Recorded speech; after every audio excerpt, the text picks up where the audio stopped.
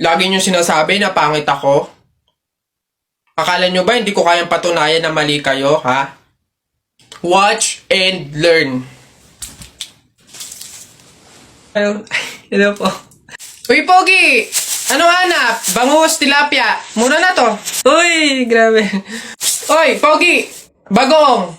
Kakagaling lang ng Cebu. Bago lang to.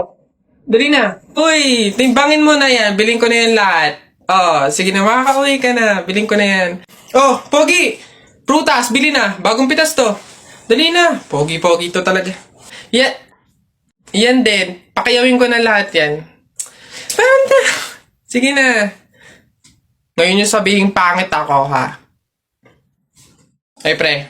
Di ba sabi mo matapang ka? Oo, bakit? Eh, ano? Pindutin mo nga yung fire alarm. Ako? Pipindutin yan? Dali! Ano, hindi mo kaya? Takot ka, ha? Pakala ka pala, eh.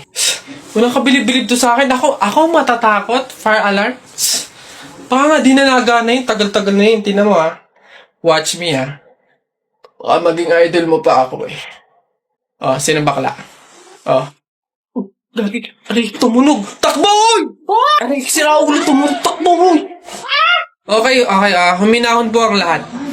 Kami po ay humihingi sa mga naabalang teacher at mga estudyante dahil po sa pagtunog ng ating fire alarm. Wala pong kahit anong sakunang nangyari dito sa school. Sadyang meron lang po talagang mga estudyante na nagtangkang pindutin po yung ating fire alarm. Buti na lang po at may CCTV at nakita natin kung sino yung pumindot nun. Kung kasi panitimbang. Gagi, ba't ako? Malay ko bang uto-uto ka? Pantay ko ngayon. Kaya naman, pwede na po tayong bumalik sa kanya-kanyang faculty at classroom. Muli, pasensya na po. Pumunta ka sa guidance.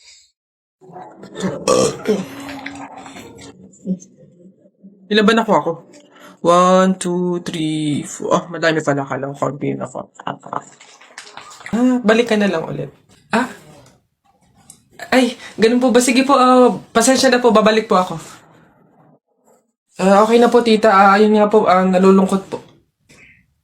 Uy! Ay, doon po sa dulo. Sige po. Salamat po.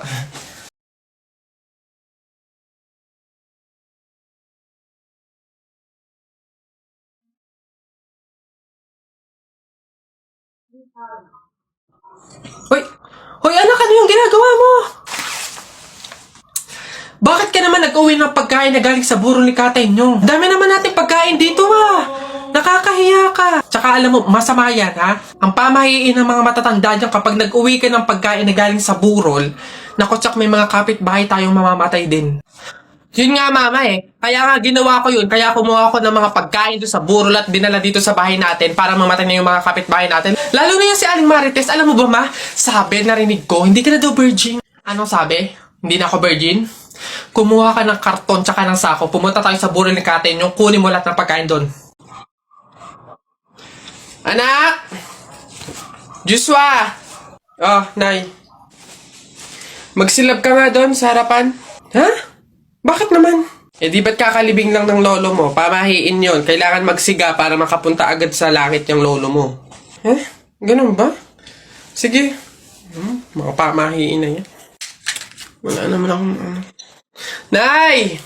Wala akong masigang kahit anong basura dito. Ano ba yan? Bilisan mo, Joshua. Napakasimpleng bagay, hindi mo magawa, ha? Kahit ano, sigaan mo. Bilisan mo. Kahit ano.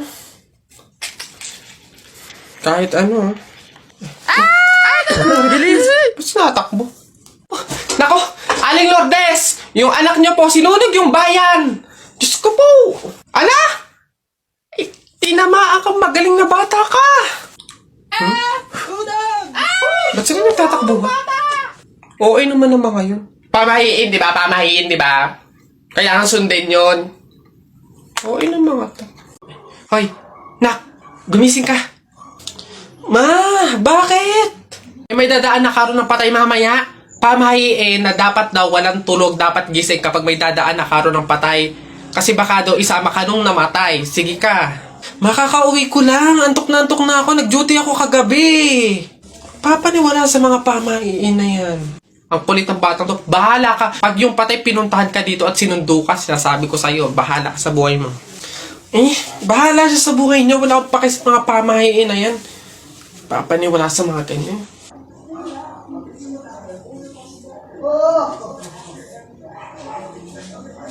Ma, di ba sinabi? Sino ka? Ikaw yung patay dun sa kabilang kanto? Ay, ikaw yung karo ng patay na dumaan kanina. Gising ako nun. Oo, nung dumaan ka kanina. Joke lang yung kanina kung narinig mo. Joke lang yun. Gising ako nun. Ayoko! Joke lang yun! Ayoko! Gusto ko mabuhay, wag. Tayo, pabunot pa ako. Ano po yung mga papremyo? Lumbans, hairband, calculator, paper, ayun! Ayun yung kotse pong blue. Ayun. Pabunot po. Ano? Tagal! Ito. 127 po. Ito po. Wala. 21 po. Meron? Wala ulit. Ba't wala pa rin? 1. Gusto ko yung laruan na yun eh. 1 pa 1. Wala. Wala pa rin. Ubus na pera ko ah. 85 po. 85. Huwag ka na umasa, wala. Wala pa rin, ang daya naman yan. Ang daya. Wala madaya dyan, sa bulok ka lang, umuwi ka na. Ito, last one ha. 42 po. Meron? Wala. Ano ba yan? Wala na akong pera. Daya naman yan. Huwag na nga. Hey, pre. Oh, bakit? Alam mo ba na pamahiin ng mga matatanda na pag daw may burol, bumulong ka dun sa patay ng kahit anong hiling mo, matutupad daw lahat yun. Ay, we? Oh, sige nga, try nga. Ako muna. Wish ko sana magka-Ferrari ako, tapos 1 milyon, tapos mansion. Nice! Oh, ako naman. Wish ko sana mabuhay ka. Sira ka, gagi. Ba't yun yung winish mo? Hindi naman kasi totoo yan. Nagpauto ka na naman. Paniwala ka na naman.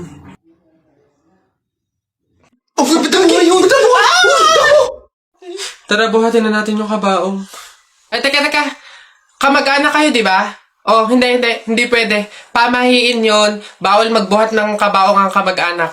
Yung iba na lang. Kayo na lang magbuhat dito. Yan, kayo. Ay, kami po. Ay, hindi po. Kamag-anak po ako. Pamangkin po ako niyan. Ay, ako rin po hindi kasi ninang ko po yan eh. Kamag-anak din po ako kasi kapatid po yan ni Papa. Ganun ba? Kayo.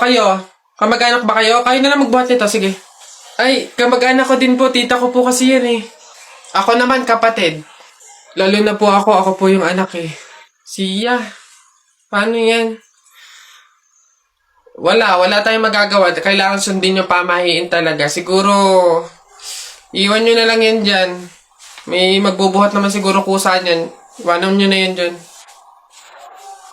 Ayaw nga po, dapat talaga sundin yung pamahiin. Baka kasi may mangyari pang masama. Sige po, iwan na lang po natin. Bye po. Tara na. Bye, Nay. Bye, Tita. Excuse me. May tatanong lang sana ako. Ay, sige po. Ano po yun? Kaibigan kasi ako nung namatay. Ililibing na, di ba? Napansin ko kasi wala yung taga-sigaw. Wala ba kayong nilagay? Ay, bakit po kailangan ng taga-sigaw? Kasi di ba kaya siya namatay kasi pinatay siya? Nahuli na ba yung pumatay? Ay, ganun po ba? Hindi pa po nahuli yung suspect eh. O hindi pa pala.